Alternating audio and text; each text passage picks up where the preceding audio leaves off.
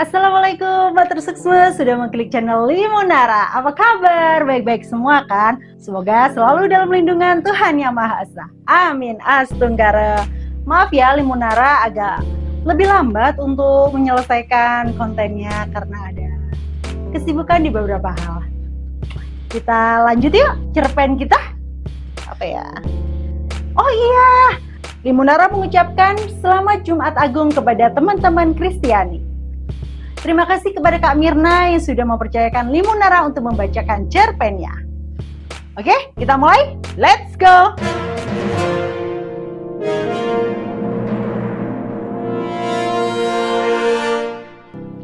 Melangkah bersama anak istimewaku.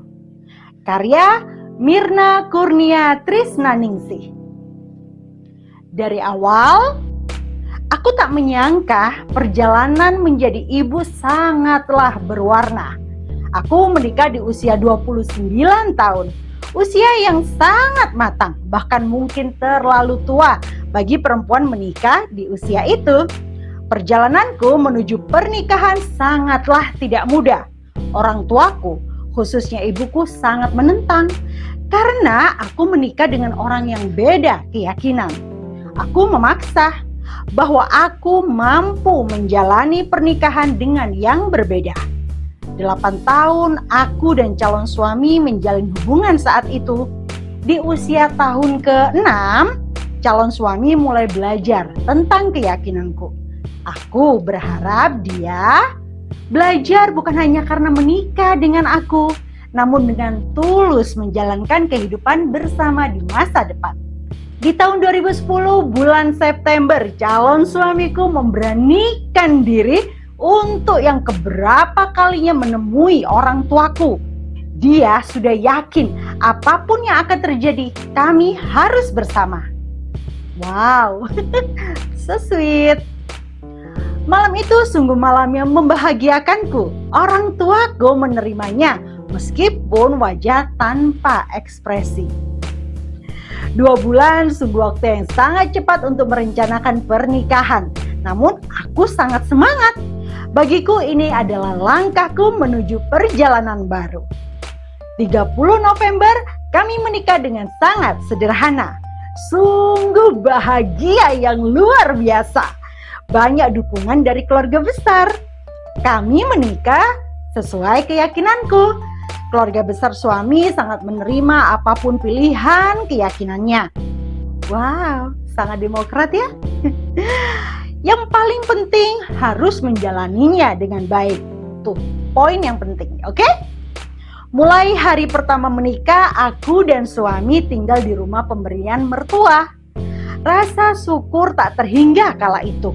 Susah senang hanya kami berdua yang mengetahuinya. Yang lain tidak perlu tahu, oke? September 2011 lahirlah putri pertama kami, cucu perempuan pertama yang sangat diharapkan oleh keluarga suami. Kehidupanku menjadi berubah. Aku menjadi ibu pekerja dengan 1 orang anak. Aku mulai mengurangi kegiatan luarku karena aku harus mengurus anak pertamaku kan. Kehidupan dengan anak pertama baik-baik saja. Kedua orang tuaku semakin dekat dengan kami, sering mengunjungi tempat kami, bahkan beberapa hari menginap di rumah kami hanya untuk menemani cucunya. Di bulan April 2015 lahirlah putri kedua kami. Semakin menambah kebahagiaan keluarga besar kami. 2 putri kami yang cantik dan lucu membawa keseruan hari-hari kami. Berbagai kegiatan untuk anak-anak selalu kami ikuti hingga putri keduaku itu berusia 17 bulan. Dan aku hamil anak ketiga. Wow, sungguh kehamilan yang tidak terduga. Di sini aku merasa belum memberikan sepenuhnya kasih sayang untuk putriku yang kedua. Ditambah lagi tempat kerjaku yang baru, kurang nyaman. Pimpinanku membuatku merasa tertekan saat bekerja. Untungnya banyak teman yang sayang padaku, membantuku dan memberi semangat di hari-hariku yang kelabu. Lanjut. Suatu sore aku menitipkan kedua anakku itu ke mertuaku. Hari itu kondisiku sangat lemas. Badanku demam. Aku izin ke suami untuk pulang ke rumah orang tuaku. Aku mau pijat badan karena tubuhku merasa kurang nyaman di usia kehamilan yang menginjak 32 minggu. Aku bilang ke suami untuk minta dijemput malam, ya kan? Malam hari suami menjemput dengan anak-anak, tetapi aku merasa badanku masih semakin berat. Demamku juga lumayan tinggi dan bergegaslah aku menuju klinik. Dari klinik merujuk untuk segera ke rumah sakit. Aku menunggu di klinik. Suami menitipkan anak-anak ke orang tuaku dan kemudian menjemputku kembali untuk segera ke rumah sakit. Dan setelah di rumah sakit itu, dokter kandungan segera memeriksa aku. Detak jantung bayiku semakin cepat karena kondisiku, badanku makin panas. Dan setelah itu dokter melakukan observasi 24 jam dengan obat penguat janin. Di hari kedua di rumah sakit, aku mulai membaik, namun masih harus istirahat total. Dokter melihat kondisi bayiku. Ternyata sudah pembukaan 6 dan harus dilahirkan secara prematur. Jam 9 pagi di hari kedua di rumah sakit itu, anak ketigaku lahir. Sungguh proses yang sangat cepat. Dengan tanpa persiapan apapun, anak ketigaku itu lahir dengan selamat. Alhamdulillah ya. Dan dia menangis sangat keras. Saat lahir, beberapa detik saja aku melihat anakku karena suster segera membawanya lari menuju ke ruang bayi dan dimasukkan ke dalam inkubator. Anakku lahir dengan berat 2,2 kg dan panjang 50 cm. Di sini aku mulai berangan-angan memikirkan kehidupanku ke depan sebagai ibu pekerja dengan 3 anak berusia 6 tahun, 2 tahun, dan 1 hari. Wah, kehidupan yang menyenangkan sebenarnya yang terlintas di angan-anganku. 2 bulan aku menjalani sebagai ibu dengan 3 anak perempuan. Sampai di mana bayiku batuk tak kunjung sembuh. Sampai beratnya turun menjadi 2 kg, dari 2,2 kilo menjadi 2 kg. Segeralah aku bergegas ke rumah sakit untuk menemui dokter anak. Dokter merujuk bayiku menuju ke rumah sakit daerah. Aku segera lagi bergegas menuju rumah sakit daerah tipe A. Begitu kagetnya aku dengan diagnosa awal dokter yang menyatakan bahwa anakku, bayiku itu ada kelainan jantung. Di situ air mataku deras mengalir. Entah apa yang ada dalam pikiranku yang aku harus lakukan selanjutnya untuk menyembuhkan bayiku. Dan pikiranku mengatakan aku akan kehilangan bayiku. Di sini aku mulai putus asa. Aku menjalani hari-hariku di rumah sakit tipe A ini. Bagaimana dengan 2 putriku yang ada di rumah yang hanya dititipkan kepada pengasuh? Dan kalau pengasuhku pulang, mereka harus dititipkan ke mertuaku. Belum lagi pekerjaanku yang sama sekali belum aku siapkan selama aku di rumah sakit. Pikiranku kacau, stres mulai melanda. Kurang tidur, badan lelah, hanya itu yang kurasakan. Belum lagi ketika bayi tiba-tiba susah bernafas dan harus pasang oksigen. Bertumpuk-tumpuk. Aku merasa sudah tidak mampu lagi menjadi ibu. Hari-hariku dirundung kecemasan, memikirkan apa yang terjadi dengan esok dan esok dan esok. Masih sangat ingat sekali dengan kata-kata suami saat terpuruk menghadapi hari-hari di rumah sakit. Bunda harus sehat, harus semangat. Kalau Bunda sehat dan Bunda semangat, pasti adik akan tambah sehat. Ya, benar sekali. Setelah 8 bulan aku keluar masuk berkunjung dan menjadi penghuni rumah sakit, akhirnya aku bisa lama di rumah.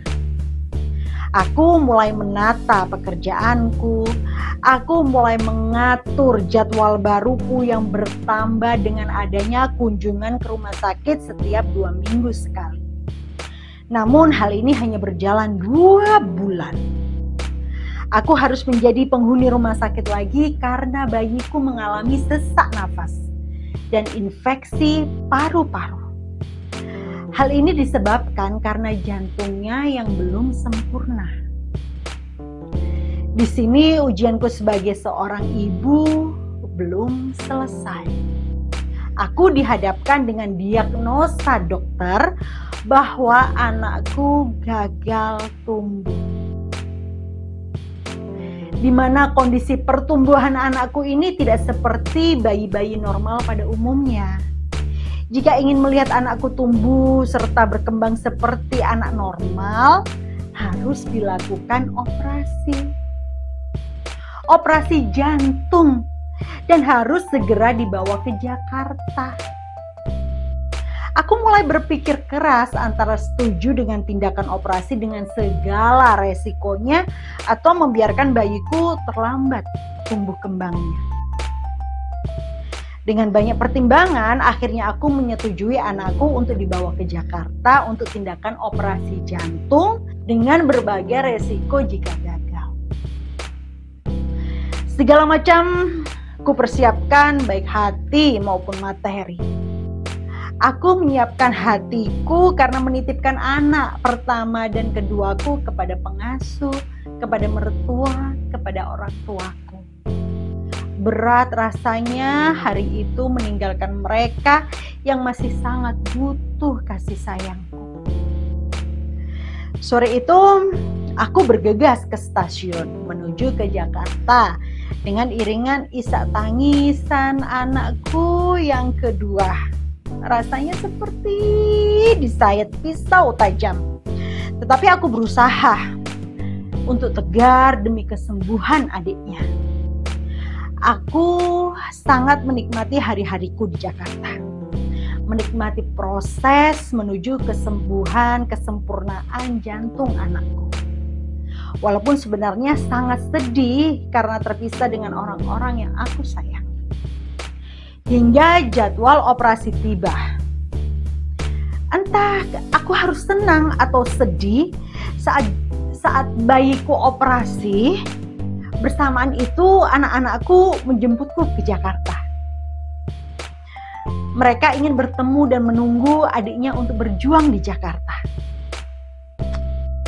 5 jam proses operasi. Mulutku terdiam, hanya air mataku yang mengalir deras.